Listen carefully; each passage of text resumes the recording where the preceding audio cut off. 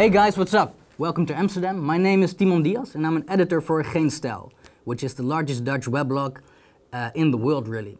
I'm quite overjoyed today because today we are joined by Dr. World Famous Mr. Jordan Peterson. He's a Canadian, but that's hardly all. He is also a professor in clinical psychology at Toronto University, and he's best known for his stance against postmodernism, identity politics, and as an advocate for free speech. Mr. Jordan Peterson, thank you so much for joining us today. Good to see you. Thanks for the invite. No problem, man, no problem. Pleasure's all ours.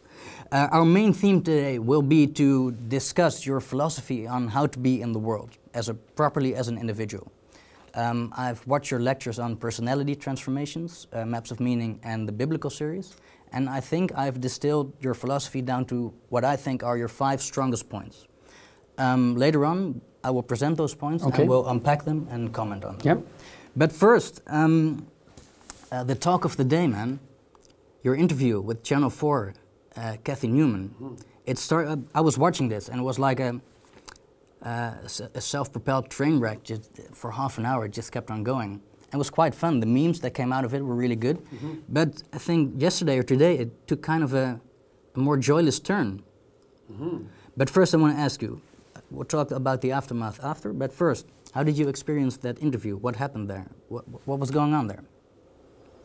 Well, there were lots of things going on, which is why people are watching it, right? I mean, there are lots of things going on at many levels of analysis all the time, and it's hard to determine which level of analysis you should focus on, especially when something complicated is happening.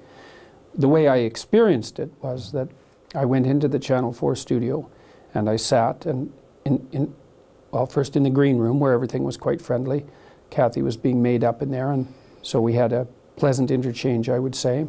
And then I was brought into a room where the interview took place with the cameras, and we spoke for 2 or 3 minutes before the cameras rolled, and she was pleasant and engaging, distracted a bit, but it's exactly what you'd expect, right? She's got her mind on many things. But then the cameras went on and she just was a completely different person instantly. And so that was interesting. You know, it was interesting to me that she had both of those approaches so instantaneously at her disposal, you know. And so, of course, the first thing that entered my mind was, well, my eyebrows went up and I thought, okay, which of these two people is the real person, right? And then well, you could say she played devil's advocate. I suppose that's one way of thinking about it. She laid out a set of ideological presuppositions, 2 sets actually, her set and my set.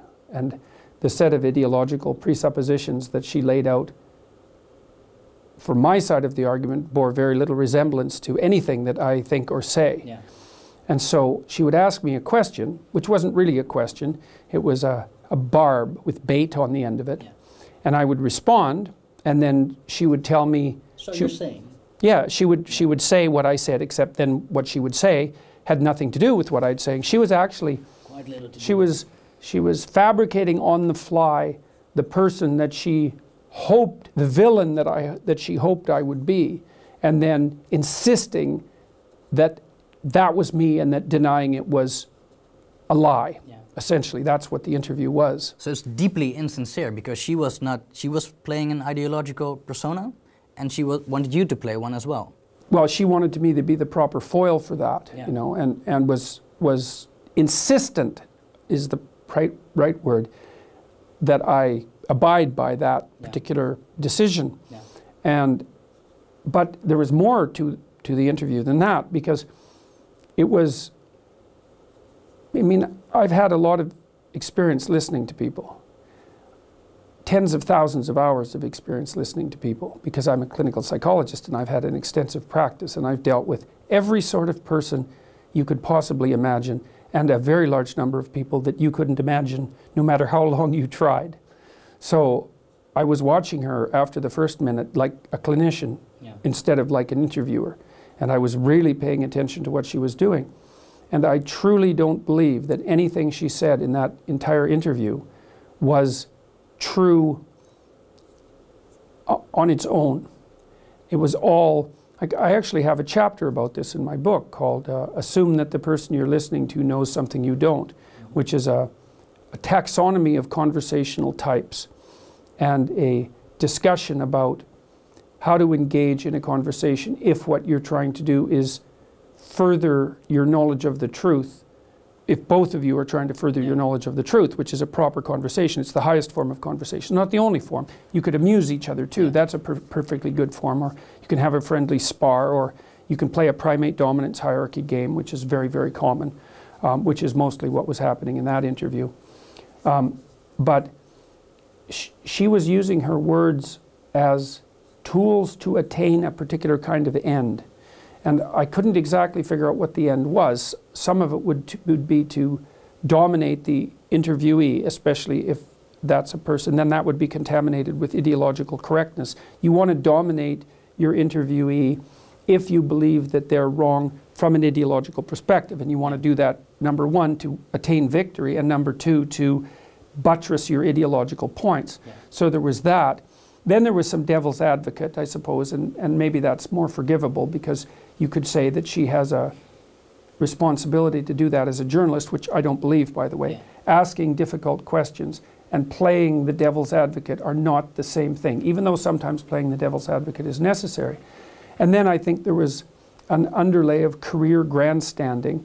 I don't know that much about her, and I don't know how she's made her reputation, but she is obviously a combative person, and my suspicions are that she's made a success of putting people, maybe she's made a success of herself in other ways, but she's made a success of herself, at least in part, by putting people uncomfortably on the spot. Yeah. And so all those things were going on at the same time. And then, of course, underneath that is the fact that there was an ideological battle being played out. I would say a threefold ideological battle. There was the battle between her position, which was radically neo-Marxist, postmodernist, I would say.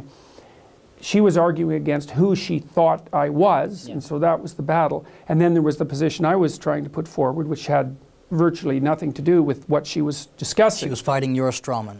Mm-hmm. Yeah, well, and it was like I was able to remain reasonably detached during the interview because I realized almost immediately that whoever she was talking to bore very little resemblance to me. Yeah.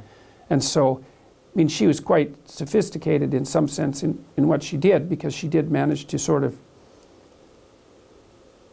Her claims became so preposterous and so self-contradictory that it was difficult to remain completely detached. And I think, and this was the crux of the interview, and I think the part that's attracted the most attention, she had asked me at one point in a provocatively self-righteous manner just what gave me the right to assume that my privilege of free speech, let's put it that way, gave me the right to potentially offend someone and hurt their feelings. Yeah. And I thought about 6 things at the same time. But the first thing I thought was, you're a journalist. That's the last question in the world you should ever ask someone if you have any genuine integrity as a journalist, because that's all you have as a journalist. You have the right to offend people and hurt their feelings. And so I called her out on that. I said, look, you know, all you've done in the last 20 minutes is everything you possibly could to make me as uncomfortable as you possibly can. Yeah. And I said it in a way that I would say was designed to let her know that I knew exactly what she was doing. And then I suggested that that was actually okay because she had every right to do that, but that she couldn't have it both ways. She couldn't make her living and her reputation using those tactics, let's say. And those are, for her, those weren't tactics of seeking the truth. They were almost purely tactics of domination, yeah, right, and one-upmanship. Yeah.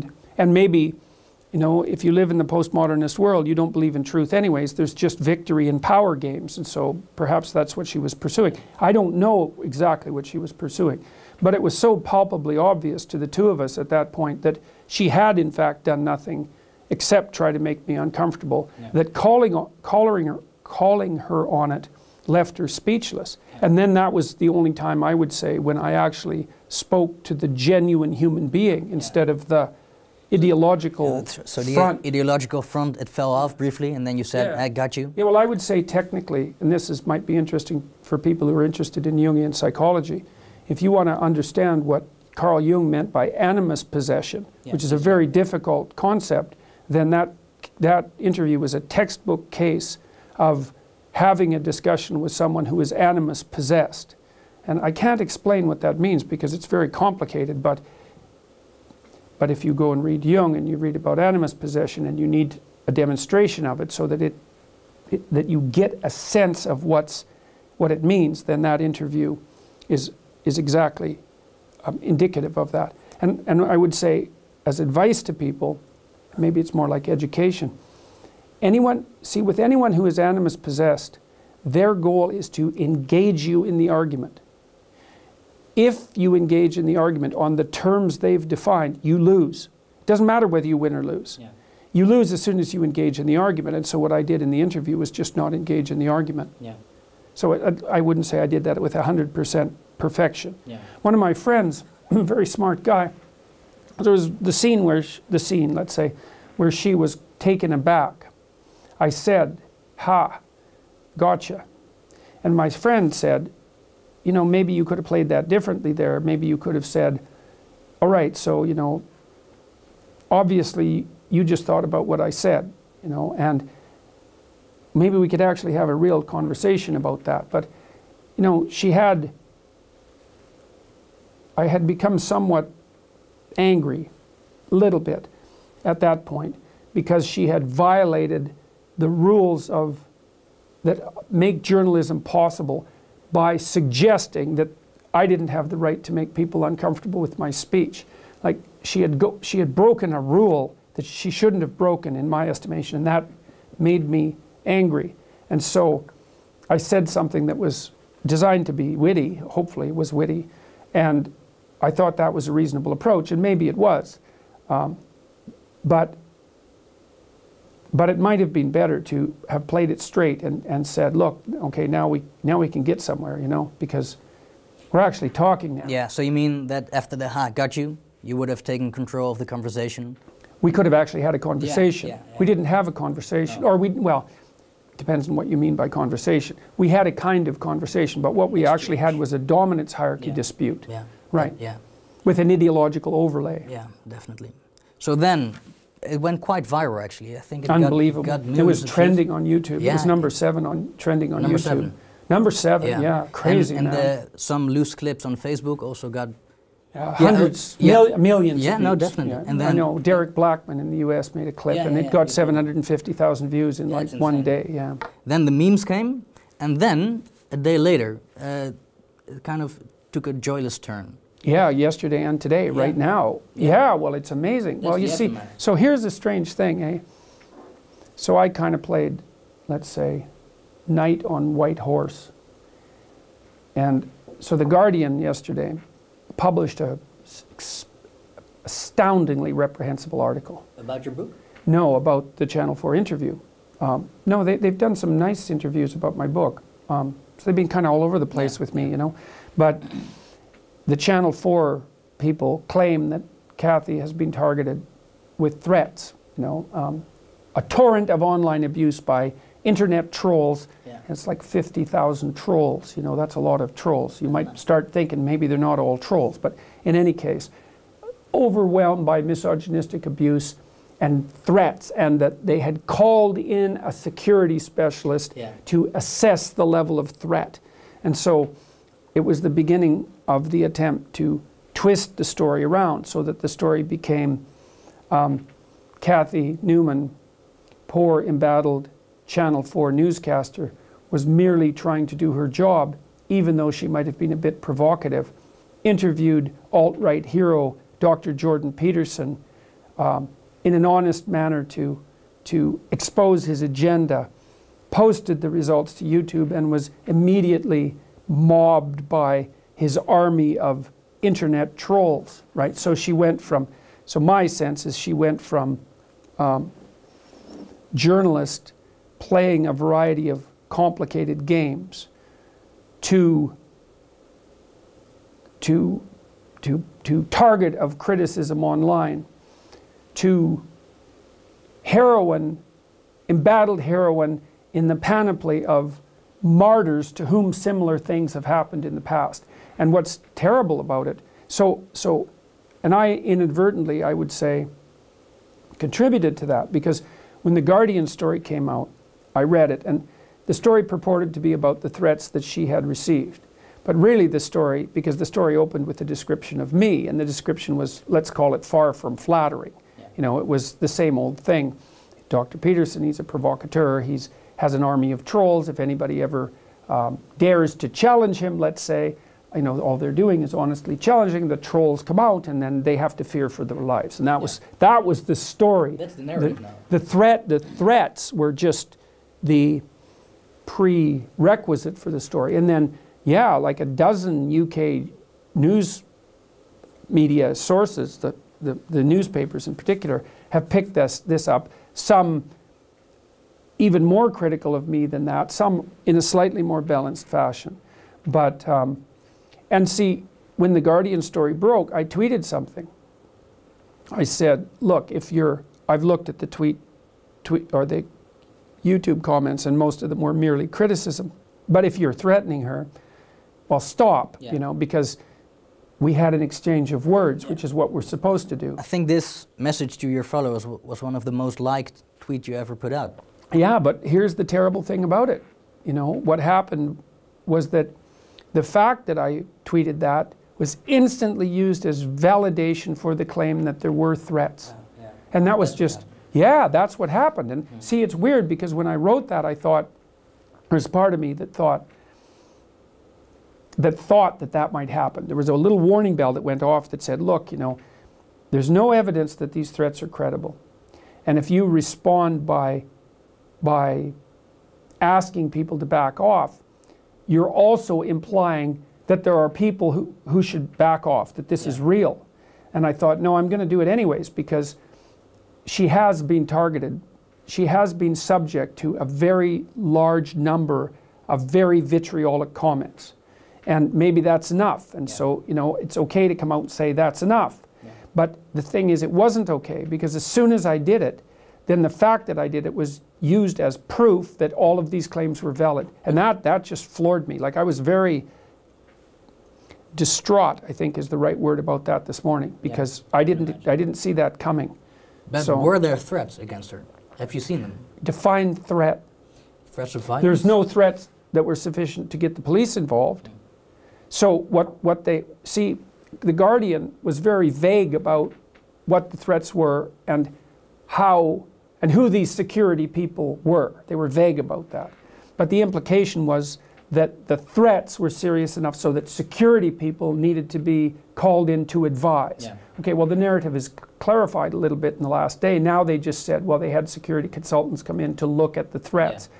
Well, so then you think, well, is that because they're actually concerned about the threats? Or is that because they want to spin off a story about how the threats are so severe that they had to call in security consultants? Yeah. And like, I have a strong, so let's say it's 10% the former and 90% the latter, which is what I would estimate. And so, but it doesn't matter now, because the narrative has already been twisted around. Yeah. Now, I don't know if that's going to, I have no idea if that's going to actually backfire on Channel 4. Or if it will have the effect of further damaging my reputation. I mean, I know the Canadian media has picked up the victimized Cathy Newman narrative and run with it as well. Well, they're certainly trying. The Independent, I think, was a piece today, has a subtitle: "When white men feel they are losing power, any level of nastiness is possible." Yeah. In the struggle to regain. Yeah, I know. That was definitely one of the most appalling headlines that I've ever seen a credible news organization produce. And they, like, see, one of the things I pointed out in my book, in 12 Rules for Life, is that as a clinician, talking to many hundreds of people for many thousands of hours and watching how things unfold in their life from the earliest stages of their childhood memories to their current state of life and into the future. One thing I have learned is that no one ever gets away with anything. And so this reporter has made a kind of statement, a kind of provocative statement, and he or she doesn't understand that there will be consequences of that. And perhaps not the sort of consequences that the author will tie back to that statement, but that's the sort of, that's a statement that you only make if you are very historically ignorant, or very incautious, or if there's a very dark part of you hoping things will go very wrong very soon. And I would say that there's a reasonable possibility that things are going to go very wrong very soon. For whom? For all of us. For all of us. None of what's happening in this polarized atmosphere is amusing to me. What happened, see, even with the Channel 4 interview, you know, and maybe I was a bit self-congratulatory, let's say, when I made my sort of satirical gotcha statement. I'm not, and then I would say you could read what happened with Channel 4 as a victory for me and as a loss for Cathy. Now, depends on what she was aiming at. If she was aiming at 3 million views on YouTube in 2 days, then it's not a loss. You know, and for me, it's like, well, my book went up to #2 on Amazon.com in the US the next day, right? It's #1 in Canada. It's #3 in the UK, all on Amazon. I couldn't have asked for more publicity, right? No. And so I could also be sitting back and saying, well, you know, she tried to, a person who regarded herself as my ideological opponent tried to go after my philosophy and my reputation on national TV, failed brutally, and has been taken apart for it. It's like, this is a good day, but I don't regard it as a good day. I don't think it's a good day. As what do you regard it? I think that it's evidence of the instability of the times that we're in. It would have been much better for me and for everyone else if what we would have had was a real conversation. So it's not good. Yeah. It's not good. And I asked Cathy in a variety of different ways now if she would sit down and have an actual conversation, because the right way for this to end is not for me to declare victory, because I don't regard it as a victory. I mean, I'm not saying that I would have liked to have the tables turned. I'm not saying that I would have been happy with a loss, but what happened in there was not an optimized victory. What we need to do, what would be best, is if she would sit down with me for about an hour. On camera as well? On camera, where we could actually have a discussion. Like, I would like to ask her something, for example. I've been trying to puzzle this out. I saw a picture of her today that was a tweet. It was a tweet by one of her friends, and they said that the tweet was something like, we're amusing ourselves watching the Twitter comments while waiting for the police investigation. Okay, and then there's a picture of Cathy holding a tablet, you know, looking shocked in a very pleased way, I think is the right way of, and you see, that's kind of what I'm worried about, is that she is shocked in a rather pleased way. Was this the police investigation into the threats to her? Presumably, it wasn't clear, but presumably. Yeah.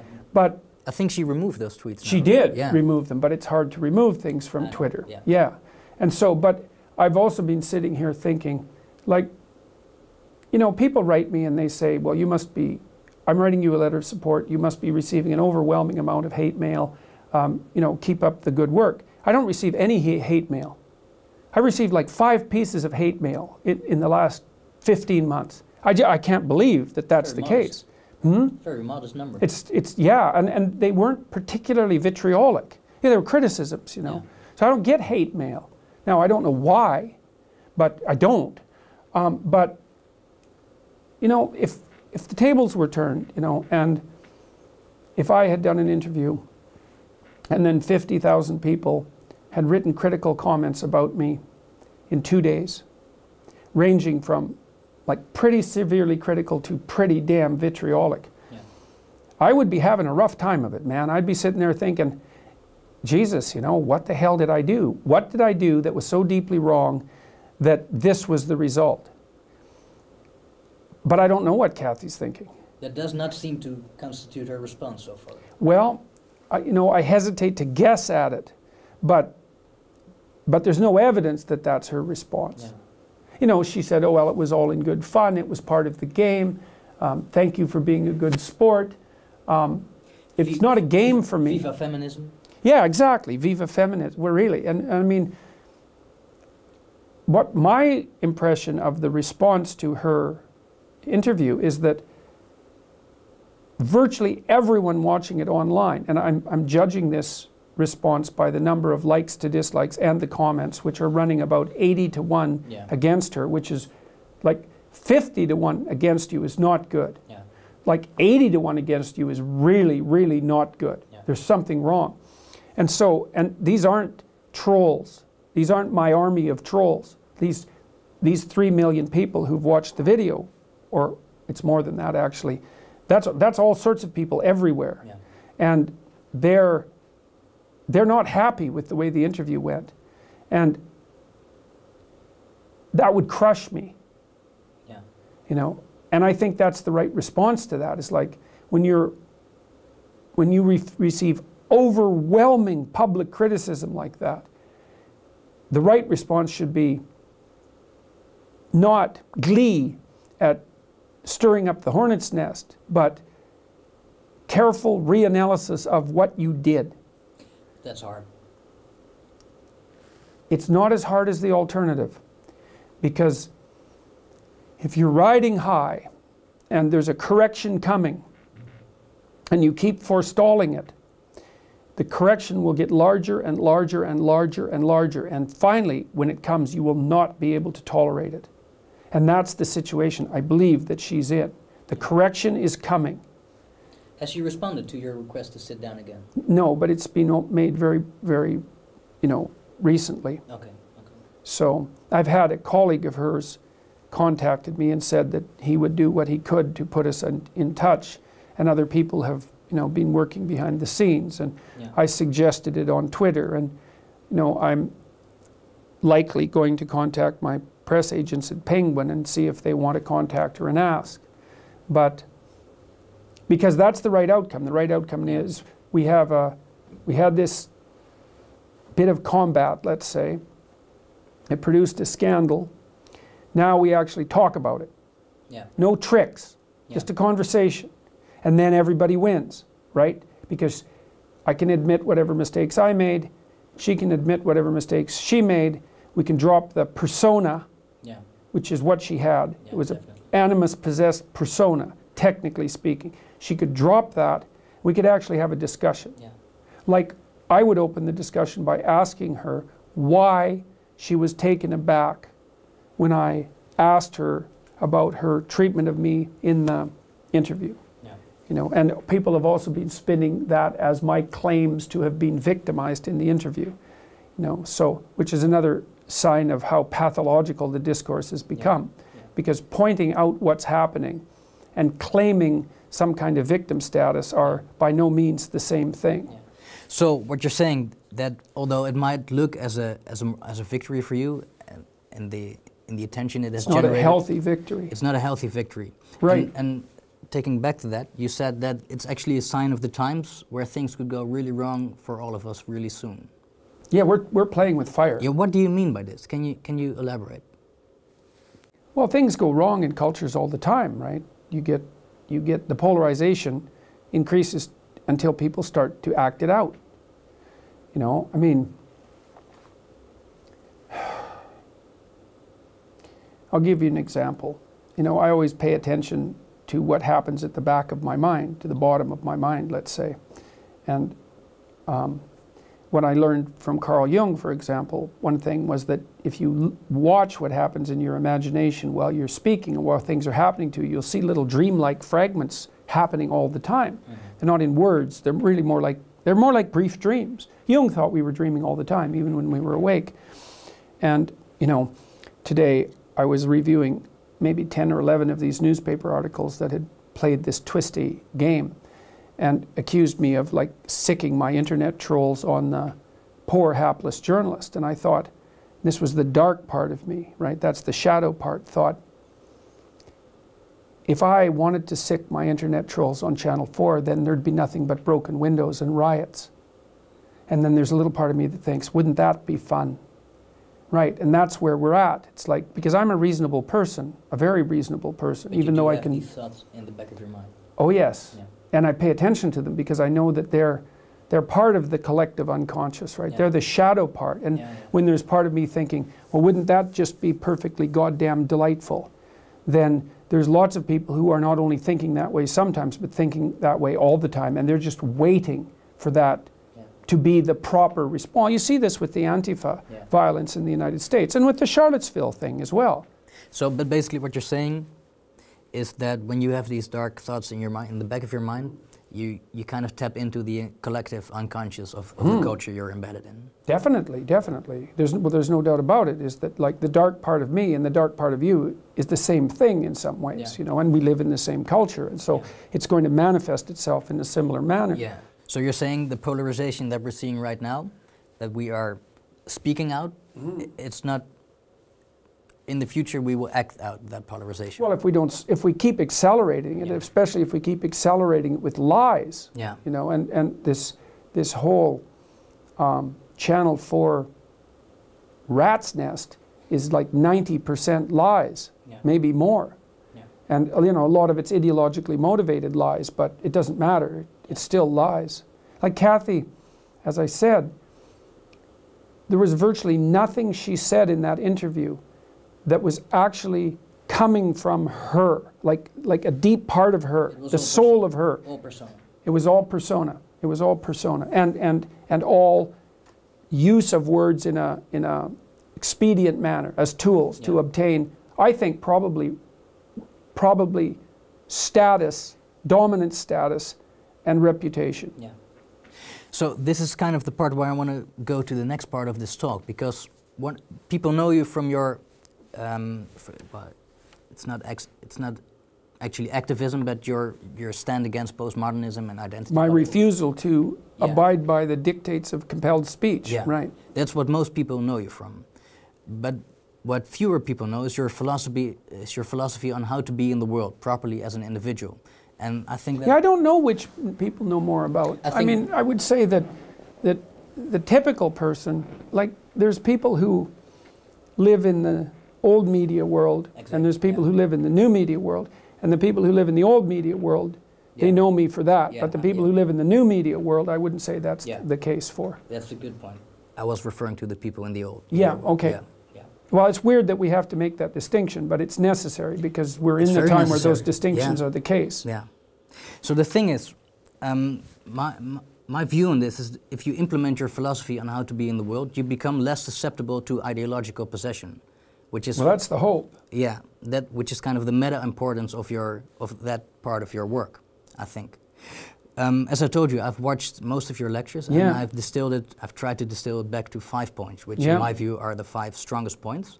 I will list them now in summary, and then we'll unpack them more. Yeah, well, you nailed one of them right away. It's like, I mean, I have my conscious goal since learning what I've learned, which I would say occurred back in the mid to late 80s, you know, when I learned the basic principles that I've been elaborating upon over the last 30 years or so. Once I learned those, then the hope was that sharing that knowledge would make people immune to ideological possession. That was the goal, I think this is one of your closing remarks in Maps of Meaning. You say that the problem to society's ills is the integrity of the individual. Yeah. Okay, so I'm going to list the 5 points. Fine. Yeah. So, point 1, the absolute centrality of the archetypical hero's myth. Point 2, your main instrument during this hero's narrative is the logos. Point 3, the way to be in the world is to orient yourself towards the highest possible good you can conceive of, because it's not as if you have anything better to do. 4, make the right sacrifices to walk with God, and in this sentence, the concept of God as a judgmental father is an articulation of the discovery of being able to bargain with the future. And 5, minimize your persona, cultivate your essence, and live in its closest possible proximity. No, that's, you know, for a distillation into 5, that's pretty good. Yeah. So, first, let's start with the first point, the centrality of the archetypical hero's myth. What is the archetypical hero's myth? What makes it archetypical? And what is a hero? Could you elaborate on this? Well, imagine that you have a problem, and then imagine that you want a solution. And imagine that there's a particular solution to that particular problem. But then imagine that you have what you might describe as a bigger problem, and that's not the problem. It's the fact that you have problems, because that's the real problem. The real problem is the fact that you have problems.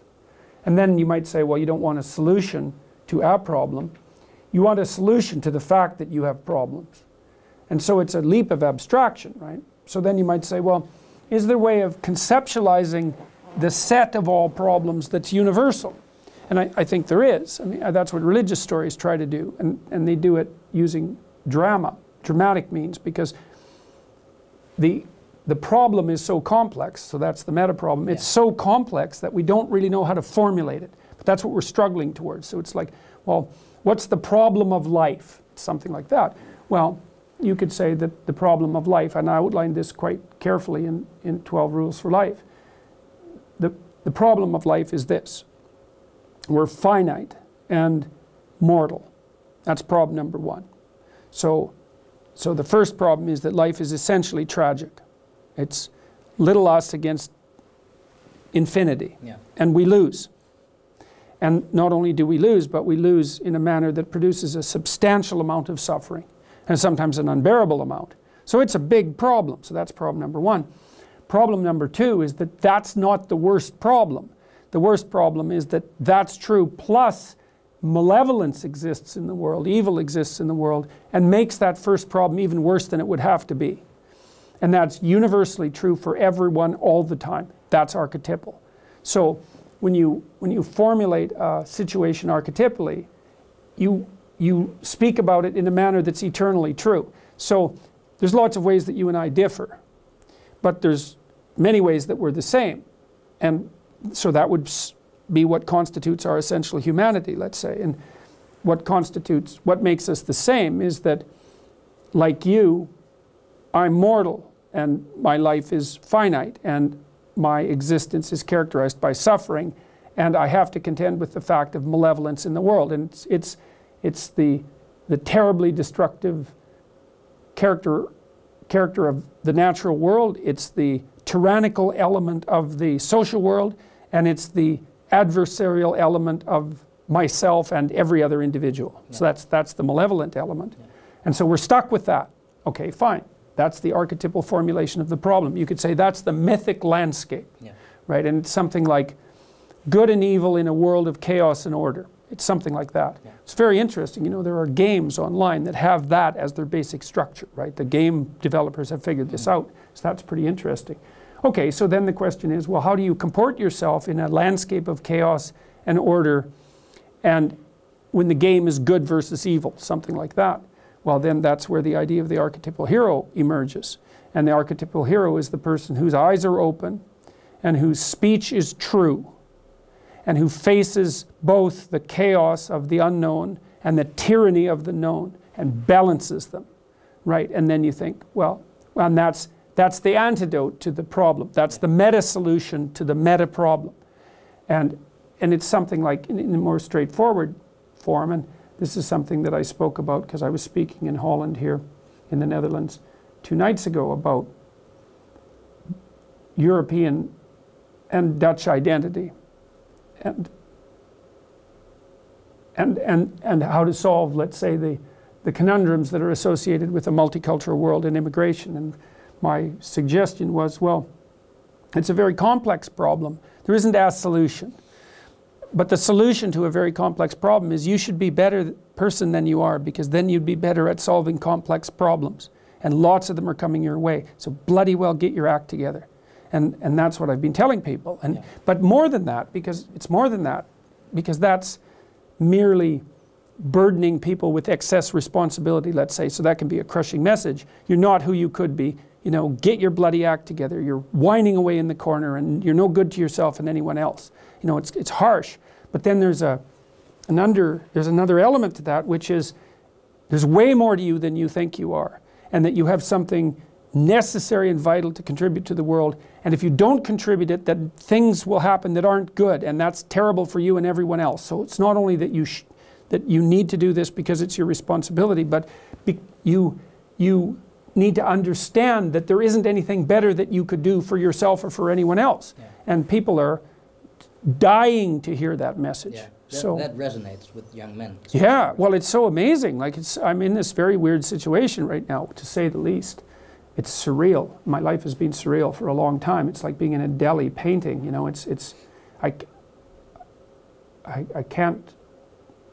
I continually can't believe it. And I mean continually, you know. Does feel that psychedelic to you? Oh yeah, it's completely, well, it's so strange, you know, like when I got to England, for example, to London, my wife and I were staying at this little Airbnb, and we went out to get some groceries, and so I walked into the grocery store.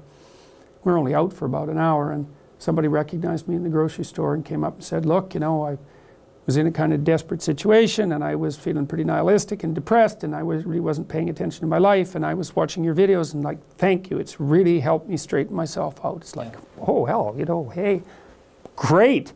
And so then I went into the electronics store next door, and some guy came up to me and he said exactly the same thing. And so like wherever I go now, it's, well, people come up to me, so they're just, I wouldn't call them random strangers, but you know what I mean. Yeah. Like they are, Yeah.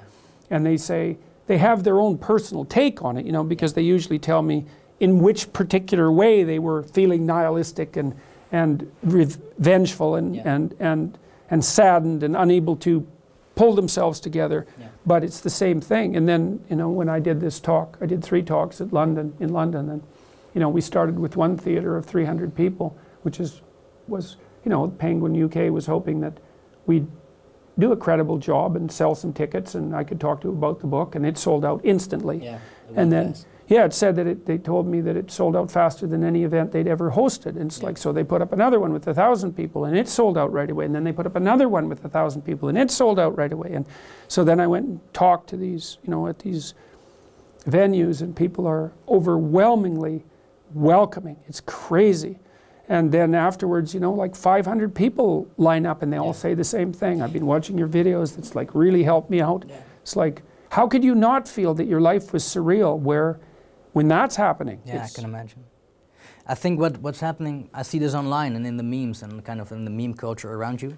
I think what's happening essentially is that the hero's myth resonates so strongly with young men. It's kind of it's a basic narrative. You descend into the underworld. You go where you least want to look. Yeah. Because you rescue your father. Yeah, yeah. Because in filth it will be found. Yeah, right, exactly. And so that which you most need is to be found where you least want to look. Yeah, it's a King Arthur theme. Mm-hmm. That's right. That's right. It's the whole theme of the Holy Grail. That's exactly right. Yeah. Well, so there's a little story that goes along with that. So King Arthur and his knights are all sitting around a round table, which implies that they're of equal stature, essentially. And they go off to look for the Holy Grail, which is the container of that which redeems. It's something like that. But of course, who the hell knows where to look for the Holy Grail? Yeah. So each of the knights decides to enter the forest at the point that looks darkest to him. Right, and that's a hell of a story, because first of all, it shows that courage is the first requirement, right? Yeah. Because you look for what's darkest and you go in there. That's part of, you know, Jung developed that idea quite substantially with regards to his notion of the shadow. And it's also, I think it's also what makes this believable for people, because, you know, the alternative is something like, well, you know, look for happiness. And everyone thinks, well, I'd rather be happy than miserable, and like, fair enough, you know, but there's nothing about that has any nobility. And it's not believable. No one believes that, because everyone knows that life is bounded by tragedy and that malevolence abounds. Everyone knows that. Yeah. So, and you say, you know, so there's that terrible dark dyad of tragedy and evil, and you wave the little flag of happiness in front of it. It's like, you know, no one believes that will work. Yeah. But then when you tell people, look, you're dark, you're a monster, you really are, but that's actually useful, because you cannot survive the world without being a monster. People think, oh, well, that's interesting. I kind of suspected that I was a monster, and everyone's always said that was bad. It is bad, obviously, but there's something that can be done about it, and there's something that can be transmuted into something good without being inhibited. Yeah. So you're saying To be good, I don't have to be a neutered tomcat. To be good, I can be a monster, but I can be like a civilized monster. It's like, yeah, that's what you should aim at. You should be unbelievably dangerous. The more dangerous you are, the better. And then you should control that. Because that's your doctrine on what constitutes morality, right? It's contained capacity for malevolence. For mayhem. For mayhem. Absolutely, absolutely. Well, and I learned this partly from Jung, but also partly from Nietzsche. And of course, Jung learned it partly from Nietzsche, because Nietzsche pointed out that most of what passes for morality is just obedient cowardice. Yeah. So I'm an obedient coward. Well, no one wants to think that. So they say, well, no, I'm not an obedient coward. I'm a good person because I don't break any rules. It's like, no, you're not. You're an obedient coward, and you're too afraid to break the rules. That doesn't make you good. It also accounts for why the dark hero, you know, the anti-hero, is so popular in cinematic representations in particular, because people go and watch the mafia hitmen and guys like that, and they, you know, there's a dark part of them that thinks, wow, you know, those guys are really cool.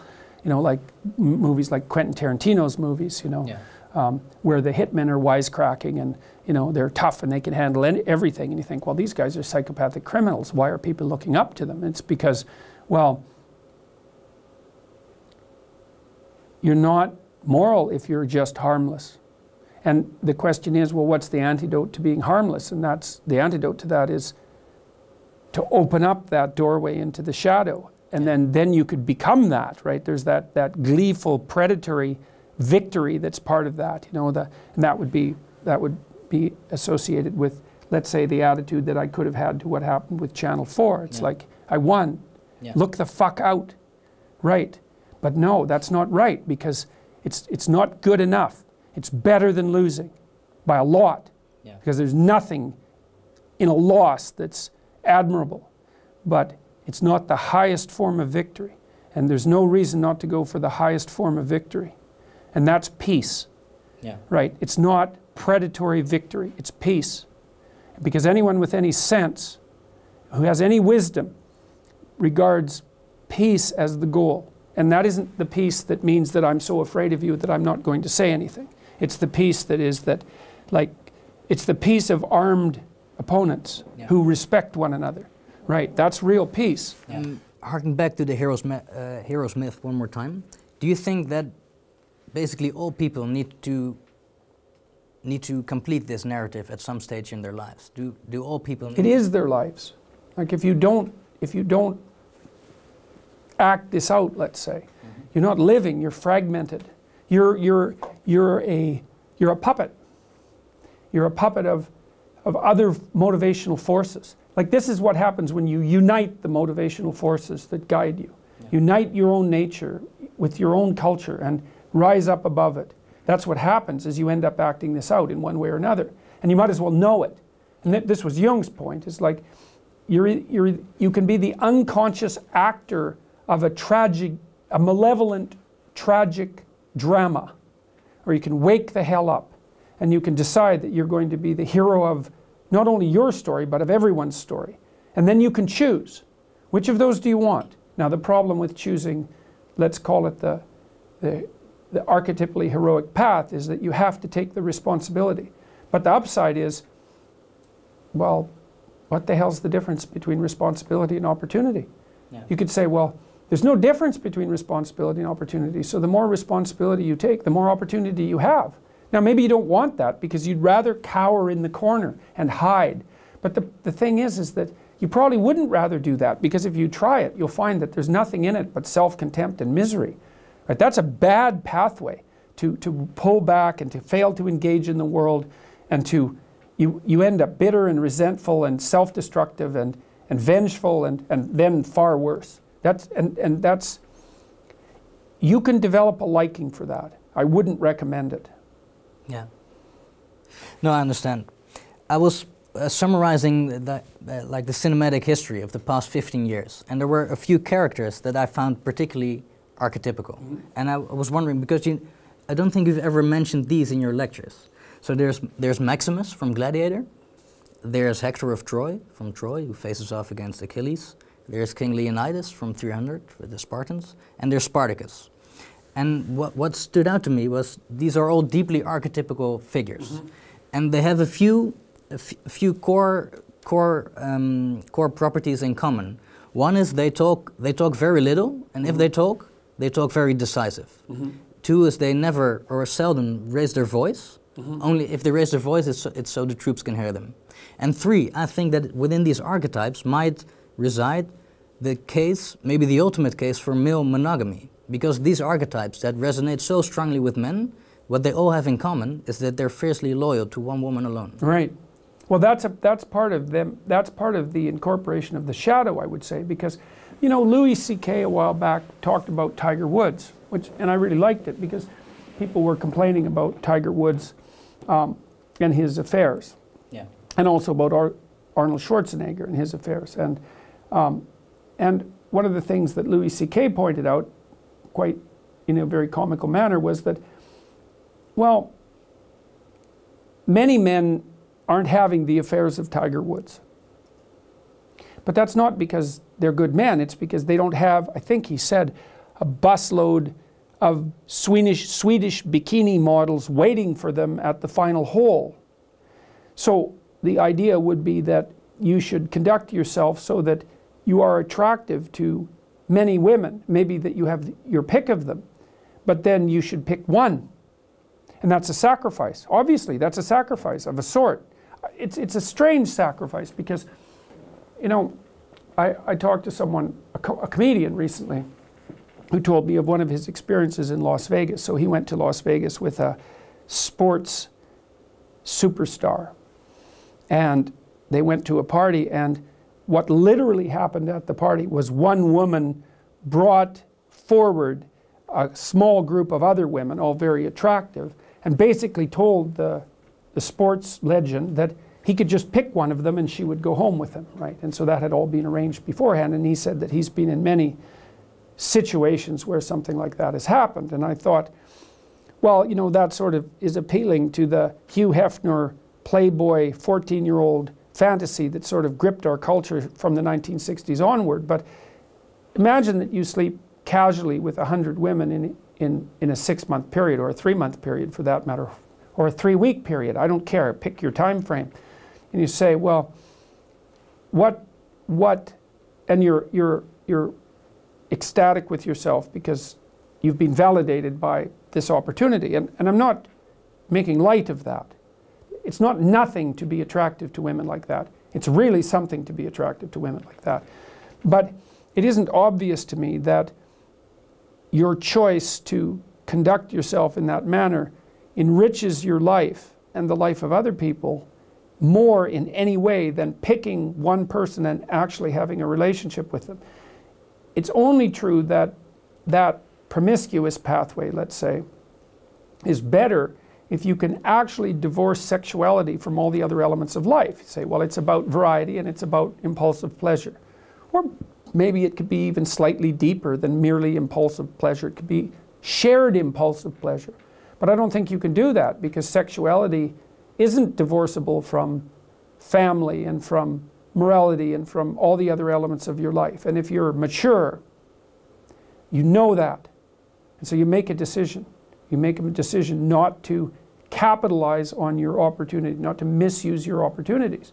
And you know, a huge part of the Me Too phenomena, a huge part of this battle that's being played out in our culture is a consequence of the failure of men to recognize that. Now, it's not only the failure of men, let me be absolutely clear about that, because, for example, with the example of the sports superstar, the women who are lining up in front of him, parading themselves and offering themselves, are deeply complicit in this pathological game.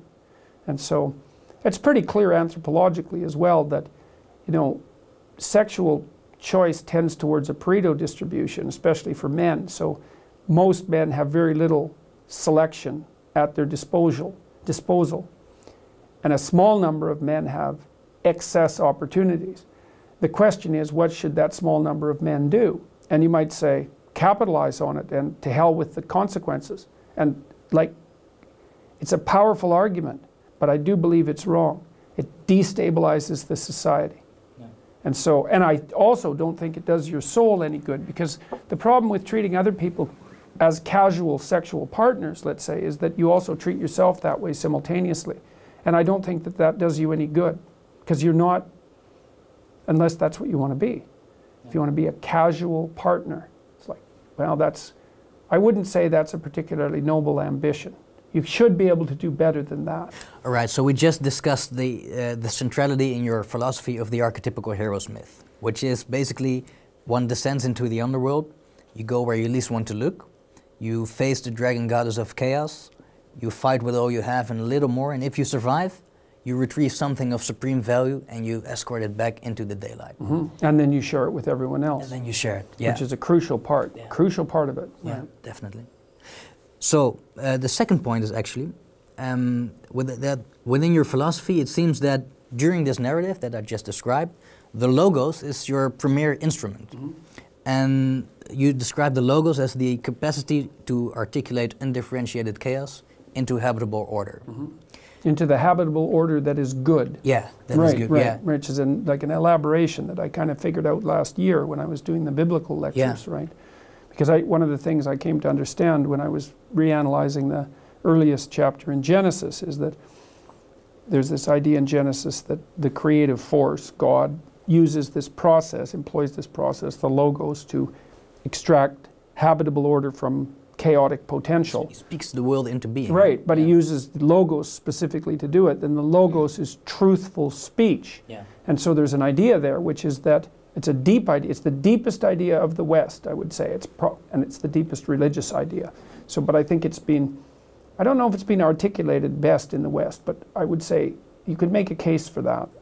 But in any case, the idea is that there's a way to bring order into being that makes the order good, and that's to bring it into being by spoken truth. So you can extract new being out of potential by lying. But it's then, not good. No, it's hellish. It's hellish. So it's order, but hellish order, tyrannical order. Yeah. Right, it's tyrannical order, generally speaking. Well, and we know that to be the case. It's not like this is some metaphysical speculation. If you read Solzhenitsyn, for example, or Viktor Frankl, people like that, who've deeply meditated on the relationship between malevolence and tyranny, I mean, they just lay it out clearly. In a true tyranny, everyone lies about everything all the time. And that's why it's hell. And that's exactly right. Because exactly you said that in the Soviet Union, in Eastern Germany, 1 in 3 people was a government informer. Yeah, that's right. That's insane. It's the very definition of social pathology. Because, well, if you can't say what you think, then you don't know who you are. You can't live. You have to live as a crippled person, a self-crippling person. It's like you're taking a sledgehammer to your shins. You know, it's you and everyone else, and it's brutal and murderous. And one of the things that's so profound about the concept of the logos, because you refer to Genesis, but actually it's older. It's Babylonian, right? It's from the Enuma Elish. Well, it's older. It's even older than that, right? I mean, it's as old as humanity itself, in some sense. I would say it's the central process by which human beings flourish in the world. So it's as old as higher consciousness is. It's something like that. So. And you've also stated that actually that Western legal systems are predicated on the notion that people possess the logos. That's what it looks like to me, I mean, well, because the individual has sovereignty in the West. We have a rule here, a meta rule, which is that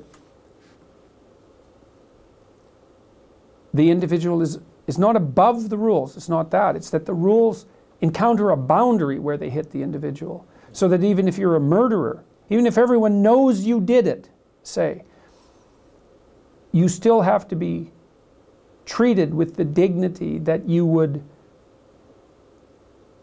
grant to someone who possesses the capacity to conquer chaos and revitalize tyrannical order. You have to, the law itself has to draw to a halt in front of that.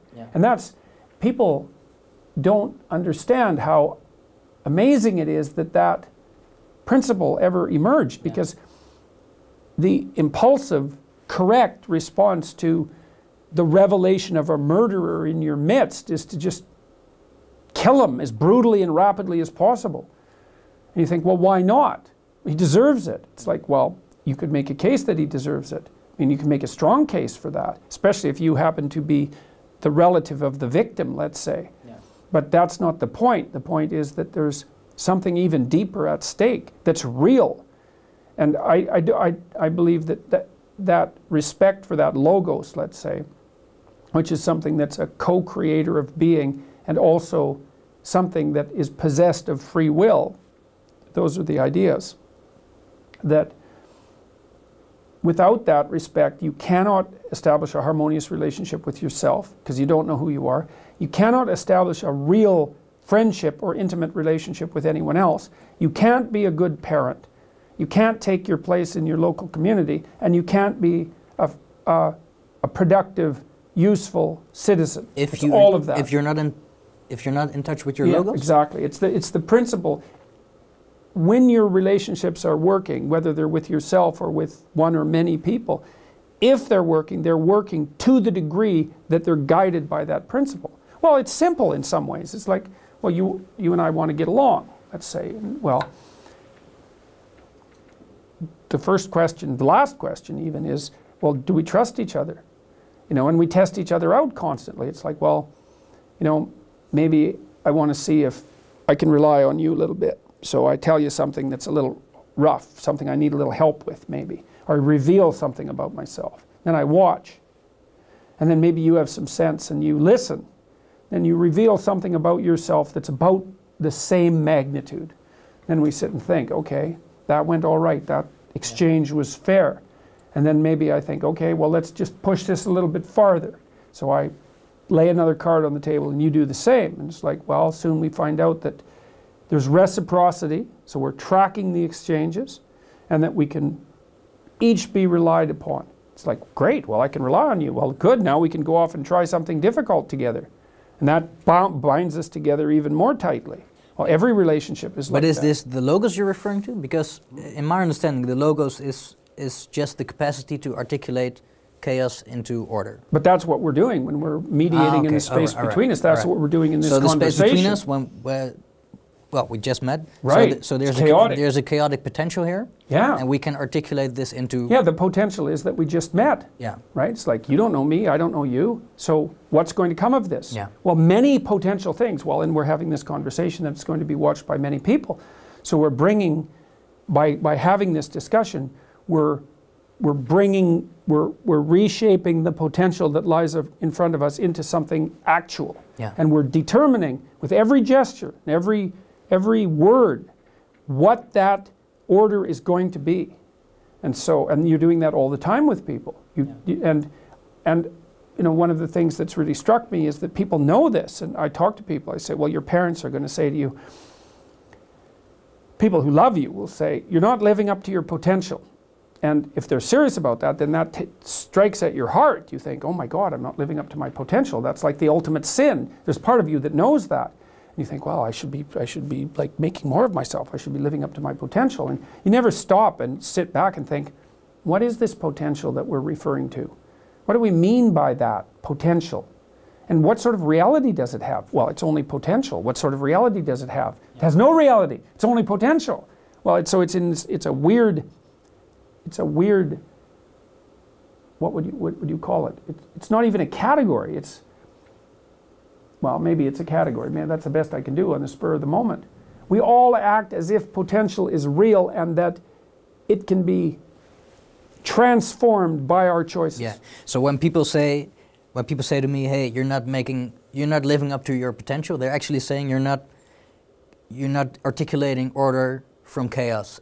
Yes. As you could. Yes, or the corollary is that you're also not standing up to tyranny, like, you know, you're not recasting tyrannical order like you should be. Yeah. It's both of those. Yeah. So there's chaos on the one side and tyrannical order on the other. Yeah, exactly. And the logos mediates between them. Yes, and so sometimes, and you see this in the story of Christ quite clearly, because first, especially in the extended version, let's say, where Christ is also the logos that exists at the beginning of time, it's like, well, that's the word that brings forth order from chaos, but the incarnate Christ, let's say, the logos made flesh, that's a way of looking at it, has a social revolutionary element to him. So he's standing up constantly against the Pharisees and the lawyers, right, the forces of tyranny. And so he's more in in the actual passion story, he's more of a combatter of corrupt order than someone who's calling forth order from chaos. That's the more abstract level. But both of them are integrally part of the hero story. The hero's always doing one of those two things. So when you think about the logos, is this the element that makes the individual possess a certain divinity in your? Yeah, it's indistinguishable from the divinity of the individual. It's the same thing. It's the divine principle of the individual. And then one question might be, well, you could say, well, what's the phenomenological status of that? Which would be, how do you experience that? And you experience that in many ways. You experience that as a sense of meaning when you're doing something meaningful. So that's a direct experience of it. You can experience it in a more metaphysical way, and people experience that when they experience feelings of the infinite, intimations of the infinite, intimations of immortality. That's another way of thinking about it. And those can happen when you're listening to music. They can happen in sexual encounters. There's all sorts of rituals that might evoke them. Micro examples occur when you're working and you're deeply engaged in what you're doing and you're finding it meaningful. You can make contact with the part of you that seems infinite in scope. And those are the sorts of experiences that people usually refer to as mystical. And you might think, well, those are just forms of insanity. That would be a classic psychiatric materialist objection. But the problem is the evidence doesn't support that idea. The evidence suggests that mystical experiences have a profoundly positive effect on all aspects of people's lives. Now, that doesn't mean they can't go wrong. Schizophrenics sometimes have mystical experiences, but they're less constructive. It's not the same thing. It's not the same thing, and it shouldn't be confused. There's no evidence that it's the same thing, and the two things shouldn't be. And there's plenty of evidence that they're not the same thing. They shouldn't be confused. And so, okay, so that's the phenomenological level. You can experience these things, and people have strived to experience them throughout human history. I mean, almost all the things we do that are cultural, like deeply cultural, all our forms, let's say, of entertainment, which is a very bad way of thinking about it, are attempts to produce those intimations of the divine. And people love that more than anything, and no wonder. You couldn't say, well, that doesn't mean that there's any such thing as divine. It's like, well, that's a whole different argument. Maybe not divine, but transcendent nonetheless. Well, it's good enough.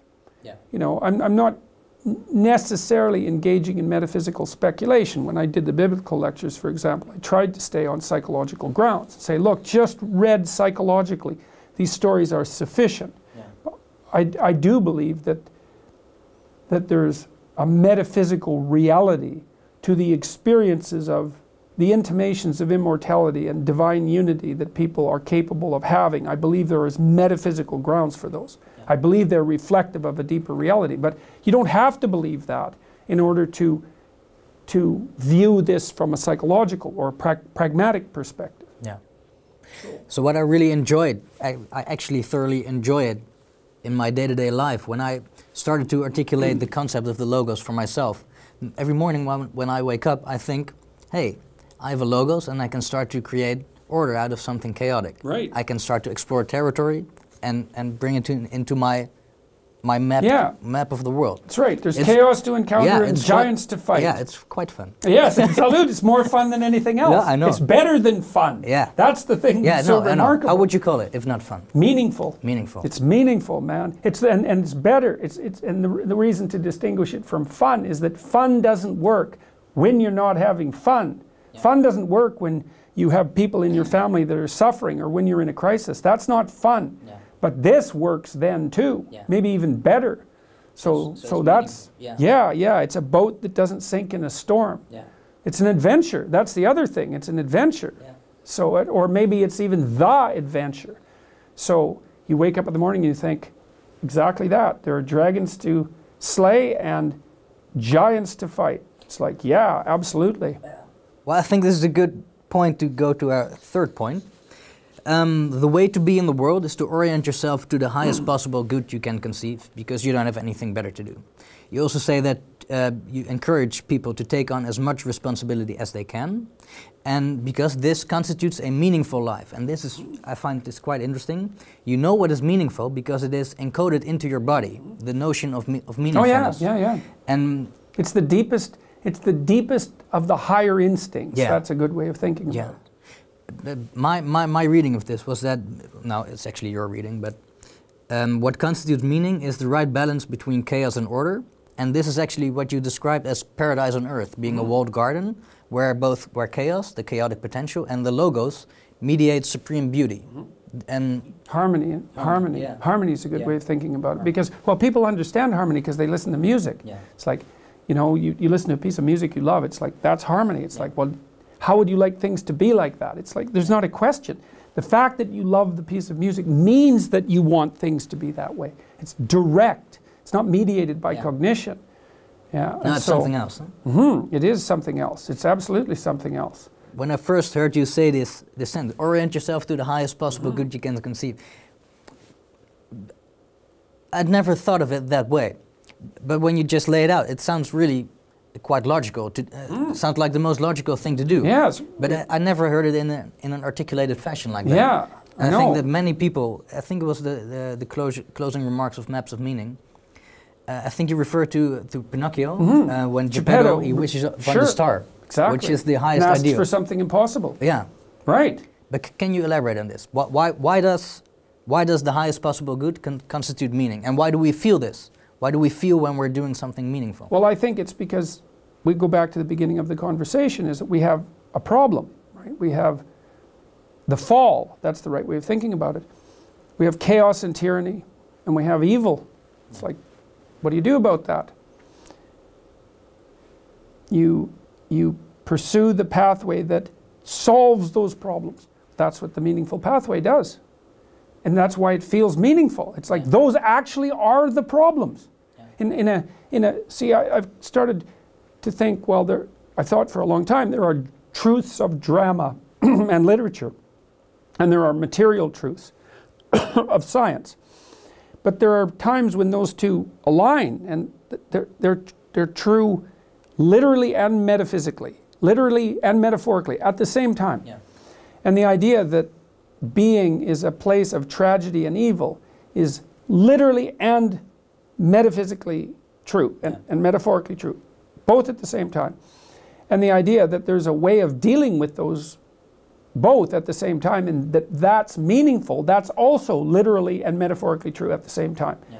And the reason for that is that because it's true that our eternal enemies are tragedy and malevolence, we've adapted to them, and we can feel, so to speak, when we're contending with them properly. Yeah. And that feeling of contending with them properly is the feeling of meaning. Yeah. And so there you have it. And the meaning that's produced as a consequence of contending with those properly is the antidote to them at the same time. So, you know, in the Christian story, of course, Christ voluntarily hoists his cross. Okay, so that means a lot of things at the same time. I mean, first of all, it's actually a heavy physical object. Second, it is something you have to hoist up into your shoulders. It's a genuine burden. So it's a genuine physical burden. But it's also a metaphysical burden, because at the same time that he hoists up his cross, he's accepting the burden of his death. And he's doing that, not only death, but suffering in death. And he's doing that voluntarily. It's like, that's the ticket, exactly that, is to do that voluntarily. It's like, yeah, there's no doubt. Life is tragic and bounded by malevolence. No doubt about it. Accept it. Accept it. Accept it. Transcend it. And then you transmute it. That's what I've never recovered from that realization 30 years ago. Which is a good thing, right? Right, that's a good thing. But you know, I would say in many ways I'm a deeply pessimistic person, because I'm very aware of the finitude of life and the suffering that's associated with it, acutely aware of that, and also of malevolence. And then I came across this set of ideas, which I've been elaborating, that we've been talking about, and there's this process that's laid out as an antidote. It's like, tell the truth. Yeah. Orient yourself towards the highest good you can conceive of, and tell the truth, and that will work. And the strange thing is, it works. It's like, really, it works. Those are big problems. You might think they're so big that they have no solution. How could they have a solution? It's like, well, they have a solution. Isn't that something? I think in one of your lectures you refer to, or you say, or you tell the crowd, and you make these gestures. You talk about alignment a lot, and you always make this gesture. I like that. You say, align your soul with the structure of being. But what does that mean? Well, it means it's the same thing that you do when you're dancing with someone. So imagine an orchestra is playing. Are you a good dancer? I'm a pretty good dancer. What style? Well, I wouldn't exactly say that what I have is a style. I can dance with my wife, which is the crucial thing, you know. I mean, I'm good enough dancer so that she likes to dance with me, and she's actually a pretty good dancer, so that works out pretty well. So, and I listen to the music, so I guess maybe that's partly why I can dance, because I actually listen to the music. So imagine there's an orchestra. Okay, now you think about what the orchestra is doing, right? These people are hyper-specialized, they're incredibly skilled. They all have their individual talent. They're all pushing the limit when they're really playing well, right? They're pushing the limits of their capability. And then they're organized into groups, strings, horns, etc. So there's the individual, but then there's the group, and then there's the aggregation of the group. And then there's the conductor, who's the king, right? And he's making sure that all of the skillful players play their part harmoniously. And then they're laying out pattern upon pattern upon pattern upon pattern, and they're modeling the structure of reality, because that's what reality is. It's pattern upon pattern upon pattern, all harmoniously, when it's working nicely. It's the music of the spheres. It's all harmony from the lowest subatomic level all the way up to the top, and that's what music is modeling. And then there's society, that's all the dancers, and they're all weaving in and out of each other's territory smoothly and without conflict, because they're paying attention. Yeah. And so that's society dancing to the tune that the king is conducting for the orchestra of being, right? And then there's the dyad, the two people, and they're paying attention to each other and matching their bodies to one another and delighting in the stacked harmony. Well, that's perfect, and people find that extremely enjoyable. It's because they're acting out the proper mode of being. They're dramatizing it. And people find that invigorating and refreshing, and you know, and beautiful, all of those things at the same time. And so that's a dramatized example of how you should live your life. And I mean should, I don't mean you should live your life this way. It's not that. It's that if you want to make things better and not worse, then that's the pathway. That's what I mean by should. It's not follow the rules, God damn it. I mean, there's some of that, because without the rules, we can't coexist and you can't become disciplined. But it isn't follow the rules. Your 12 goddamn rules for life. Right, right, yeah, exactly. Yeah, exactly, yeah. No, okay. I understand what you're saying, but it still doesn't quite answer my question. Okay. What does it mean to align your soul with the structure of being? Because this sentence, yes, okay. It fascinated me, but I still cannot articulate in a concrete way what it means. It has to do with speaking the truth when facing chaos? Yeah, because it's partly because, you see, this is something I would really like people to take away from 12 Rules of Life. It's like, there's a chapter in there called Do What Is Meaningful, Not What Is Expedient, and it lays out two pathways of, and it's so interesting because I would say that what happened in the Channel 4 interview was that I was trying to use my speech in a meaningful manner, and I'm not saying that I have no lingering elements of expediency, you know. I'm not saying that, but I was trying to utilize my speech in a meaningful manner. I wasn't trying to manipulate the conversation. I didn't have a plan for the interview. Yeah. I didn't think, oh, I'm going to go on here and sell 1 million books. There's no plan. The plan was to go and have a talk. That's it. Yeah. And to let whatever happened happen. Well, so the thing about telling the truth that's so adventurous is that you let go of what you want. And you replace it with a hypothesis. It's the hypothesis of faith. And the hypothesis is, it doesn't matter what I want, because I don't know even what I should want. Instead, I can say, I'm going to make a claim, and a philosophical claim, that if I tell the truth as carefully as I can, then whatever happens is the best that could have possibly happened in that situation, no matter how it looks. Yeah.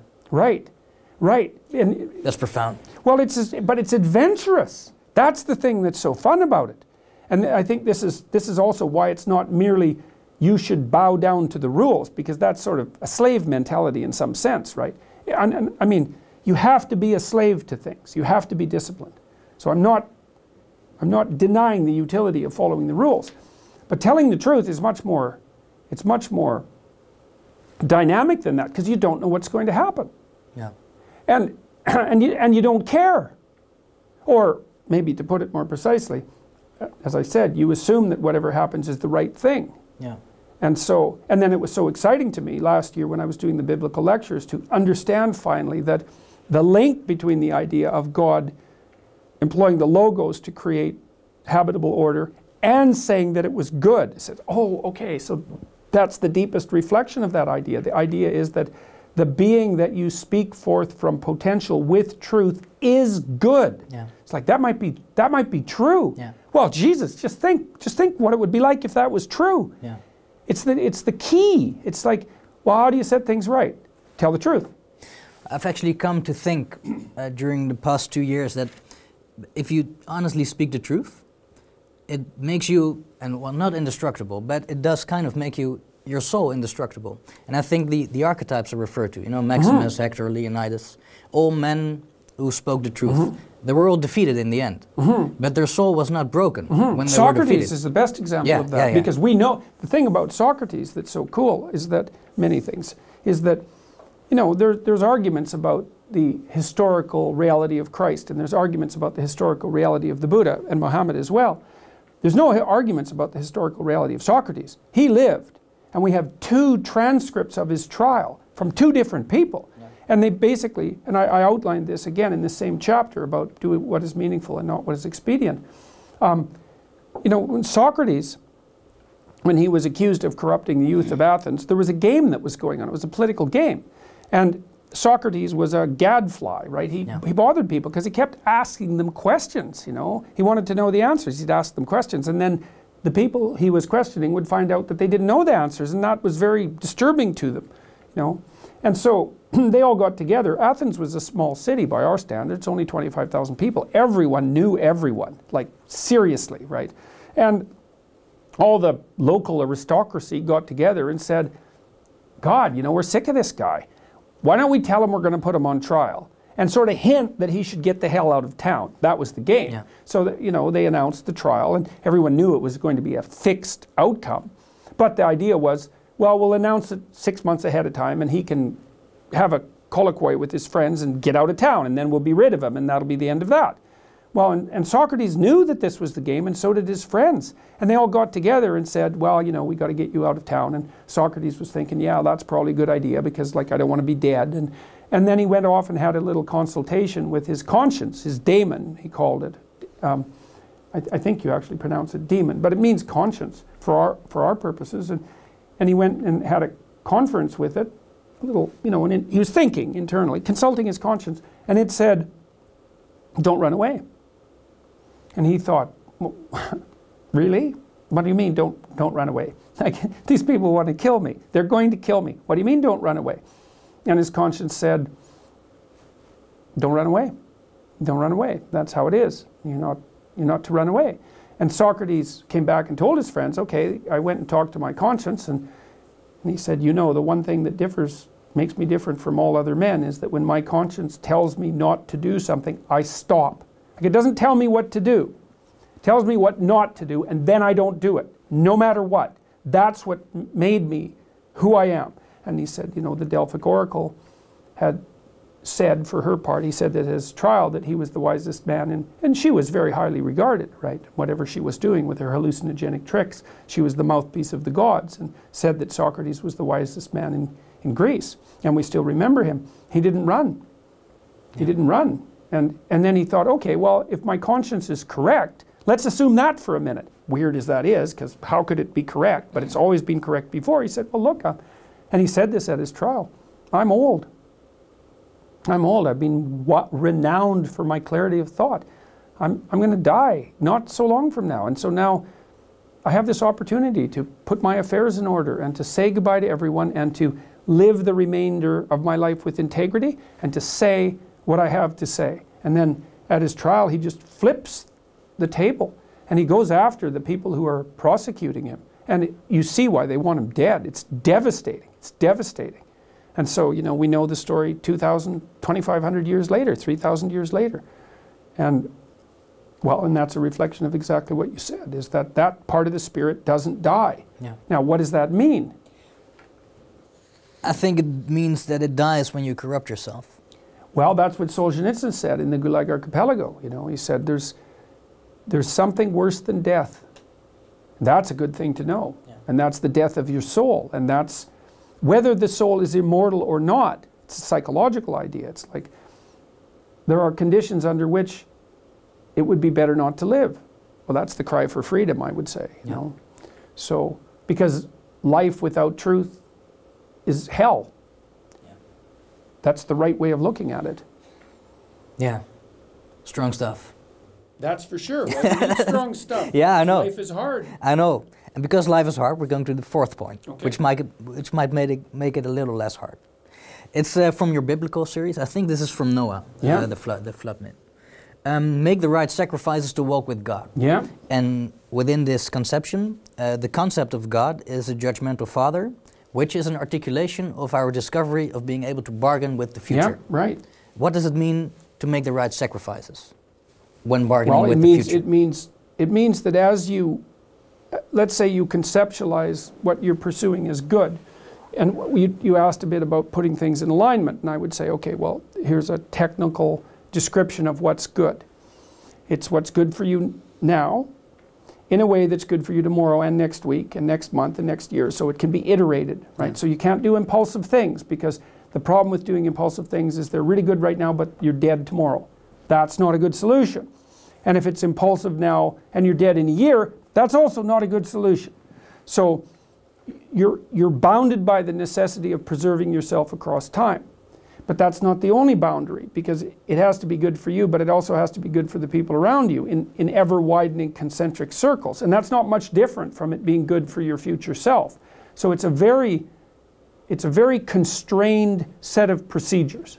Yeah. But people are signaling to each other what these things are all the time. So, you know, if you're in a conversation at a party and you behave properly, then people are happy to have you around and they laugh at your jokes and they tell you interesting things and it's engaging. And if you're off the path at all, then they frown at you or they ignore you or you're boring. And people are signaling your position on the line between chaos and order at you all the time, non-stop. Everyone's broadcasting at everyone else always. And so to align yourself with the highest good is to figure out how to conduct yourself so that all things are working as well as they can because of what you're doing right now. Now, you're aiming at that. That doesn't mean you can do it, but that's what you're aiming at. And then you get better at doing it. And then while you're doing that, in principle, you concentrate on the day, right? So that you can pay real attention to the moment. Orient yourself properly so you're looking in the right direction, you're aiming at the right thing, and then concentrate locally. That's what the Sermon on the Mount, that's the message of the Sermon on the Mount, by the way. So now you have to remind me of the initial question was, what does it mean to make the right sacrifices? Right. Okay. So now let's say you're aiming at what you're aiming at. You're walking towards it, yeah, right? Well, you may find that there are things that you're doing that you just have to stop doing. And for example, when I was writing Maps of Meaning, I was going out and partying a lot. 3 times a week. Yeah. When I particularly liked alcohol, and I think it had something to do with my proclivity towards depression. But if I had a couple of drinks, that just disappeared. So, I came from a pretty hard drinking childhood culture, you know, where I grew up, and I smoked and as well, and especially when I was drinking, and that was fine. I was pretty immune to hangovers when I was young, but as I got older, that wasn't so much the case. But more than that, when I was working on Maps of Meaning, it was it was really stretching me, like to the limits of my tolerance, and lots of times when I was rewriting and thinking, it was so stressful that if I was hungover, I just couldn't tolerate it. But worse than that, I couldn't think clearly. Not as clearly as I had to. When you were hungover? Yeah, exactly, yeah. Exactly. It was like especially if I had, you know, maybe I'd taken a paragraph and written it 15 times or 20 times trying to get it right. Well, now I had to write it the 21st time, but it was already almost as good as I could make it.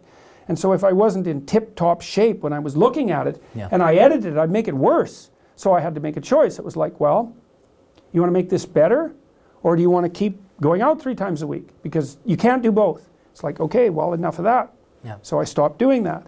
And there's lots of things I stopped doing because they were incommensurate with the goal. And that's a sacrifice, you know, and you make the sacrifices necessary to there's no difference between making sacrifices and transforming. It's the same thing. So you think, well, this is what I want. Okay, well, if that's what you want, then you can't also have this. Make your choice. Okay, I'll give that up. Well, does that please God? Well, that's the archetypal way of thinking about it. Well, you'll find out. What you also say in your flood myth lectures is that the flood is kind of a metaphor for natural atrophy. So things fall apart. Things decay. But by making the right sacrifice, you can build the ark to withstand the decay around you. Well, I really experienced that this year. So in a synchronous way, you know, while I was lecturing about Noah, you know, I was in this intense political controversy. And I mean, I've been in a situation for 15 months now where if I say anything wrong, I'm done. And no, I've said things that were more wrong than they might have been. It skirted that edge, you know.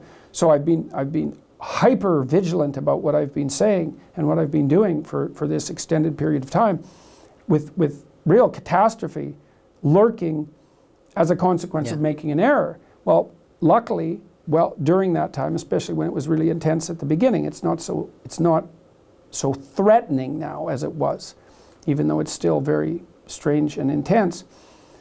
You know, I was very fortunate because my parents were at my house when all this broke, and my wife and my kids are around. They're adults, and we were sorted out. You know, like, I have a good relationship with my father. We've straightened it out. I have a good relationship with my mom. I trust them both. They tell me the truth. They're on my side. Same with my wife. Same with my kids. And then I have a circle of friends outside that are people. Same thing. Our relationship is solid. We tell each other what we think. And so I had people who were supporting me, helping me figure out when I was making mistakes, telling me when they thought what I was doing was working and when it wasn't. We were analyzing this very carefully. And it was maximally stressful, you know. But there wasn't additional stress because of unresolved issues in the family, you know. And that was good, because like 3 or 4 additional pieces of stress, I would have started to make mistakes and the whole bloody thing would have spiraled down. So let's say that the outside conditions, they were tragedy, but there was no malevolence within your own structure, so you could handle it. It was restricted to the degree that goodwill had restricted it over about a 25-year period. You know, so you never say none, because there's always a snake in the garden, you know, but it was as good as we could make it with our honest attempts to do so. And that was good enough. And then, you know, when I read about Noah, it was a story that I hadn't delved into as deeply as I had into some of the earlier stories in Genesis. There's one line that says that Noah was perfect in his generations. And I thought, I don't know what the hell that means. So I went and looked up, because every biblical phrase, you know, has comments on it from centuries of commentators. So you can really dig into these and figure out what they mean. And, you know, basically what it meant was that because he was a good man, he had structured his family in a manner that was healthy, you know, and sustaining. And so then when all hell broke loose, the ark was there and ready. And that's a lesson. It's like, you're going to hit things in your life. Like my daughter, for example, was very, very ill, and horribly ill for a long time, deathly ill and suffering terribly. She was on high doses of opiates for 2 years. She was basically walking around on 2 broken legs. And that was only one of the things that was bothering her. You know, so she was in agony. It just about broke her at one point. And so we were completely distraught by this ongoing catastrophe, you know. And had there been any additional trouble between my wife and I, or between my daughter and I, or between my son and I, like, God only knows what would have happened, you know, because we barely squeaked through that, but we did get through it. You know, and I told her one thing, for example, which is apropos in this world of victimization. I said, look, kid, she was about 8. I said, you're in real trouble, man. You're in real trouble. It's like, here, you have these terrible physical illnesses. And there's something worse, is that you're going to be tempted to use your illness as an excuse to not engage in life. And it's going to be hard for you to tell when you can't do something because you're sick, and when it would just be convenient of you to use your illness as an excuse for not doing it. I said, look, if you ever do that, you'll not only be sick physically, you'll be sick spiritually, and then you're done. That'll be worse. And to her credit, her great credit, she listened, and she didn't ever play victim. Thank God. How old was she when you told her this Oh, particular probably lesson? 8. Yeah, well, the chips were down already. That was about, she was about that old too, if I remember correctly, when I taught her how to give her own injections, you know, and that was, so she had to use this chemical that was basically... Painkiller injections? No, it was an anti-cancer, it was a chemotherapy agent. She didn't have cancer, but it was a chemotherapy agent. And, you know, we could have administered it to her. She had to do it, I think, 3 times a day.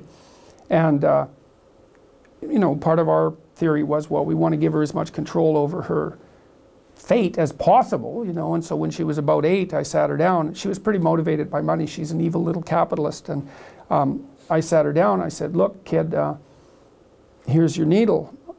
See if you can do this, give your own injection. I said, I'll pay you $50. You sit there and you see if you can do it. If you can do it, I'll give you $50. She sat there like on the steps for 45 minutes trying to do it. It's quite harsh to watch. She was 8 years old at the time? Yeah, and she did it. And she said, I did it. I said, here's your money, kid. And so the next time she had to do it, I said, it's $50 again, but you only got 15 minutes. So she did it. I paid her, and then the next, it was like, you got 5 minutes, and then you got 30 seconds, then you got 5 seconds, because like, what do you want her to sit there and torture herself with the needle for half an hour? It's like, get it over with. And she got so she could do it immediately. And I paid her, I think we paid her $10 for every time she gave herself an injection, pretty much for then on, you know, but, well, you know, there was no choice. She was either going to climb on top of that goddamn illness, or it was going to do her in. She recovered? Yeah. Not only did she recover, she figured out what was wrong, and she fixed it. And then she fixed me. So, how? Diet changes. Both Tammy and I, my wife, we have autoimmune problems. I mean, hers are one sort. My wife has celiac disease, and mine are of another sort, which is not quite specified, but seems to be associated with kind of an inflammation-caused depression that runs in my family. But Michaela, my daughter, seemed to get both of them. And it really, well, she developed juvenile rheumatoid arthritis and had her hip destroyed when she was 16, and then her ankle on the other leg the next year. So it was vicious. But she figured out herself it was a diet issue. Yep. Jesus. Yeah, that's for sure. And here it's worse than that even, because her dietary response to something that she eats but shouldn't doesn't occur until 4 days after she eats it. It's hard to track. Oh, Jesus. And then it lasts a month. So imagine you're trying to figure out your diet. You eat something, you have no idea whether you react to it until 4 days later, so that's virtually impossible to figure out to begin with. And then if you make a mistake, you're screwed for a month. And so that means that, you know, 3 weeks into the month, you might eat something that you don't even know you shouldn't eat, and then it's another month. Yeah. You don't even know.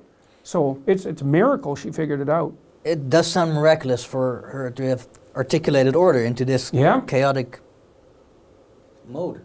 Yeah, it is. It's unbelievable. I mean, it's really, she was sleeping 18 hours a day. She could only stay awake using Ritalin. Like, she was seriously depressed, like terribly depressed. Yeah. And that was actually, I asked her at one point, the depression was partly associated with pain, but not only that, I asked her at one point, and this is something to think about in regard to depression. I asked her one day when she was about 13, I said, look, kid, no, it was after her ankle had fallen apart on her and she'd undergone all this pain. She had 38 affected joints, and the prognosis was multiple early joint replacement. So we found that out when she was quite young. But I asked her one day, okay, you got a choice, kid. You can either have the arthritis or the depression. Which would you pick? She said she'd pick the arthritis. So that gives you some indication of what the depression was like. Quite severe. Yeah, I would say so. It's a form of agony that you wouldn't wish upon your worst enemy. And it looks like it was inflammation. And this at that age, so young. Yeah. Anyway, she's not taking any medication. No. No. It's amazing. It's a miracle. And she had a baby this year, so I saw. we were never sure that was going to happen. Yeah. So that was, we squeaked through, man. Yeah. So by having a relation that was embedded in well, truth. that was at least we didn't interfere with whatever was within her that might have been able to manage this, right? Yeah. So there wasn't, so her brother, you know, and more power to him, I always treated him, Julian is his name, ever since he was a little kid, I treated him like he was, what would you say, capable of wisdom. And when he was little, I used to ask him, you know, hard questions, and ask him about how we should structure things in the household, ask him about how chores should be distributed, bring him into the conversation. And he was always very judicious, very diplomatic, and very mature. And right from the time he was a little kid, I never played any games with him. And any tricks on him, you know. Well, never. I did my best not to. And, you know, when he was about 14, which is sort of prime troublemaking time, and he certainly had the temperament for it, he was a bloody rock, you know. He was perfect. He helped his sister. He stayed around the house. He didn't cause any extra trouble, or if he did, he kept it private and didn't involve us in it. And he accepted the fact that we didn't have as much time to pay attention to him as we would have liked to. And he let his sister rely on him. And he didn't go out with his friends as much as he might have, and he did that for multiple years. No complaints. Perfect.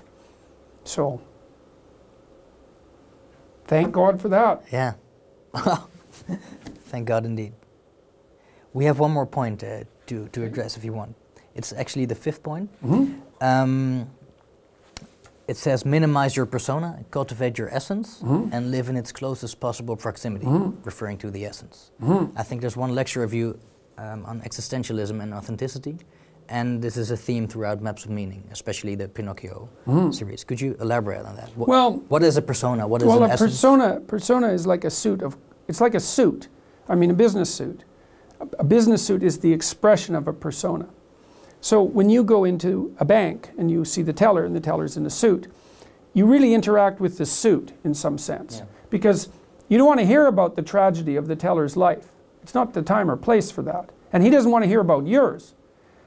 You want to walk in there in a suit and you want to see him or her in business attire, and you want to do your financial transaction. You want to say hello and be polite, and you want to leave. Yeah. And so what that means is that you have to have a public face for your complexity. Yeah. And you have to simplify yourself so that other people can interact with you. It's politeness, right? It's politeness to do that, and it's politeness not to poke behind that unless people ask. Yeah. And then it's part of being civilized, domesticated even. That's the downside. That's the side that subjects you to tyranny, but it's part of being civilized. So you go from the state of nature to possession by the persona, let's say.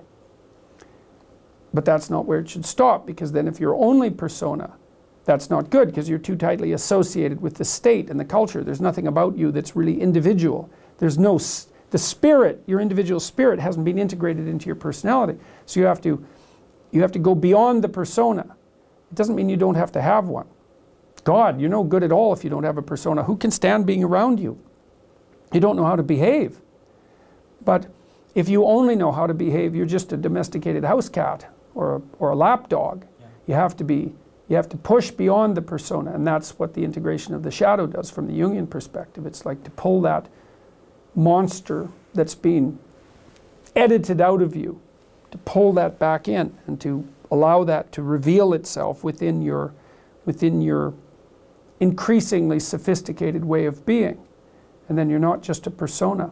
So if you want to push back on your persona, are you saying that you have to cultivate your shadow?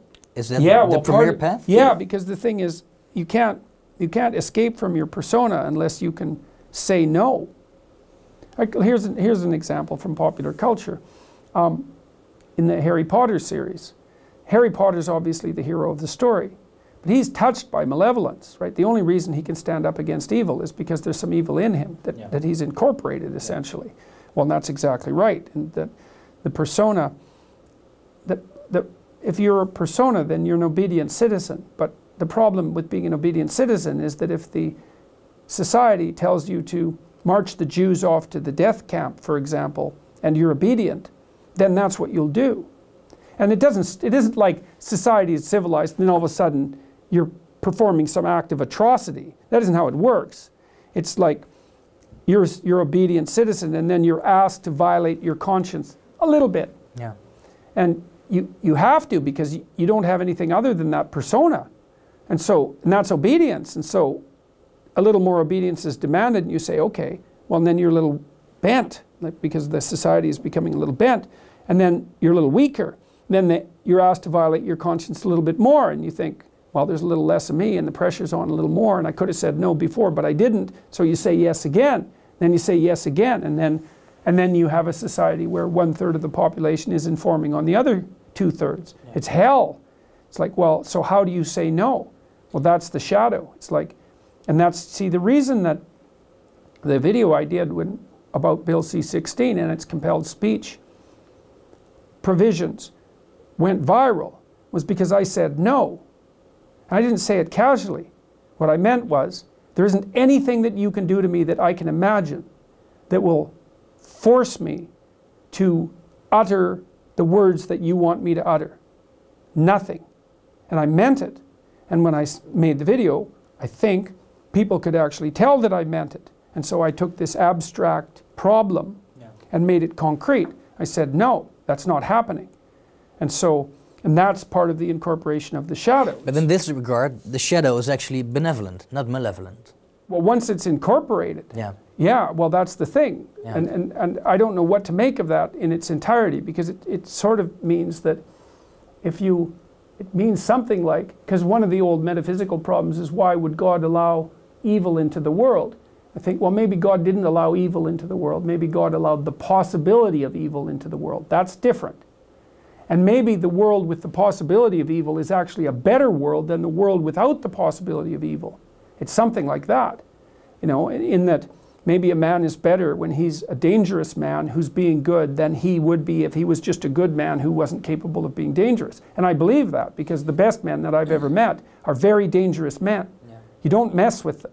Yeah. And you know that as soon as you meet them. Do you think weak men can be virtuous? No. Because I think that when you're weak, let's say that signals that you don't have the options to sin. Right. Which is something that creates resentment, and resentment creates corruption. Mm-hmm. So in this sequence, do you think that someone without teeth or without the options to sin can be good? See, that's a real theological question, right?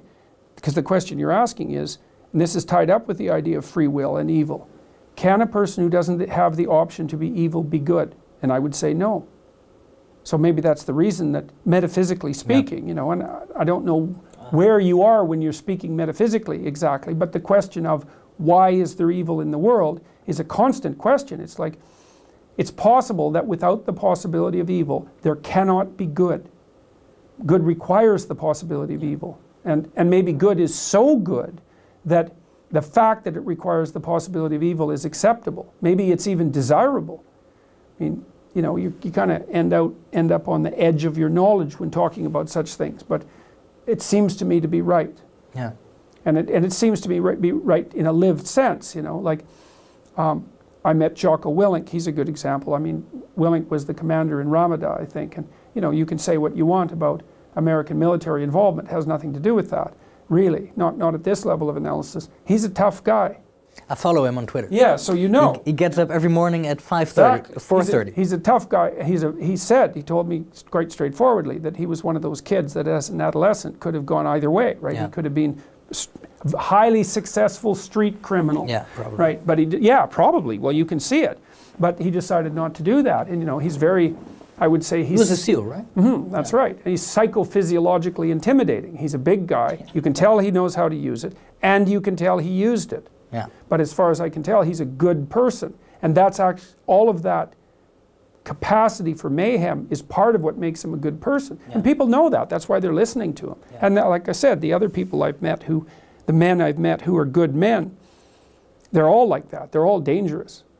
They're all dangerous. Yeah. Have they all been not good men before? Or is that not part of becoming a good man? I would say they've certainly all done things that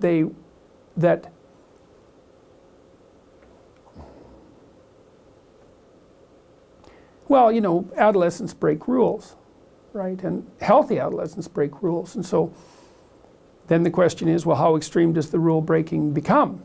Well, it would vary from person to person, but I would say that most of them, not all of them, but most of them were more on the end of the rule breaking spectrum, right? They broke more rules than normal, but they clued in, you know, and decided, explored that and then decided, no, that's not, that's better than cowardice. Yeah. It's better than weakness, but it's not as good as what's good. Yeah. So if you follow this doctrine, actually the people that are accusing you of instantiating like toxic masculinity, well, let's say that it's true that you're promoting male strength. Mm-hmm. If you follow masculine this strength. Yeah, it's important because I'm also promoting it in women. Yeah. You know, like my daughter's a good example, man. She's tough. You don't mess with her. She'll cut you apart. Yeah, I believe you. Mm-hmm. Maybe it was wrongly phrased. No, no, it's okay. No, but the thing, what I'm trying to get is that when you're telling people to empower themselves. Mm-hmm. I wouldn't say that because I'd never use that word. Empower? I hate that word, well, but it's okay. To become I'm stronger. Encouraging people. Yeah. I like that word better because I'm encouraging people. Yeah. You know, to put courage into them. That's better. Yeah. So by becoming courageous, you increase your potential for being virtuous. Mm-hmm.